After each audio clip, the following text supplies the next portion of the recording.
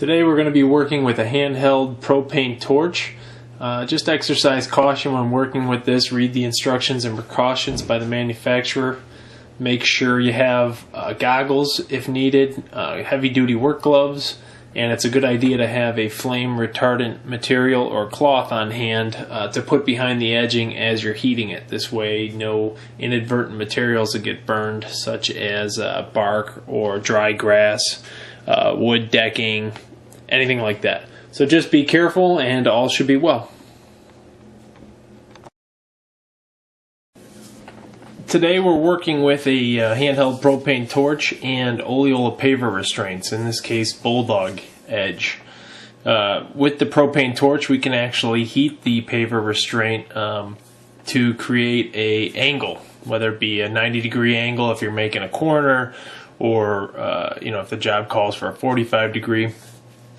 I'm going to demonstrate the harder of the two methods, actually bending the restraint on the interior, so we actually have to remove some of these tabs. I'm just going to use some snips here and cut off one of the tabs, and then I happen to know that to make a 90-degree angle with Bulldog, I have to cut off one full tab and then a half of a second tab. That way when you bend the edging after it's heated, the tabs don't interfere with one another.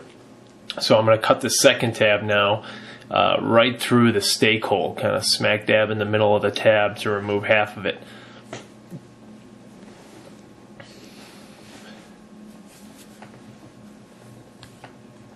There we go. Okay, so now if I heat the restraint right there where I remove that first tab, as it bends, then the two tabs won't overlap one another and it'll be a nice smooth curve.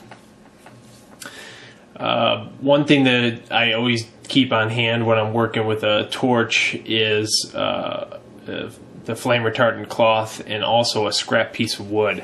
It's a good idea to have it just to help form the paver restraint around the wood as you're working with it. It gives you a nice straight edge.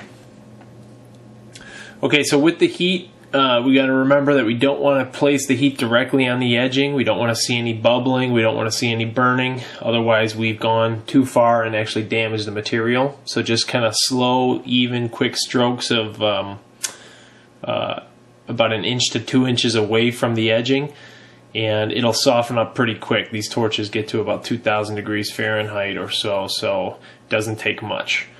You don't want to overheat it.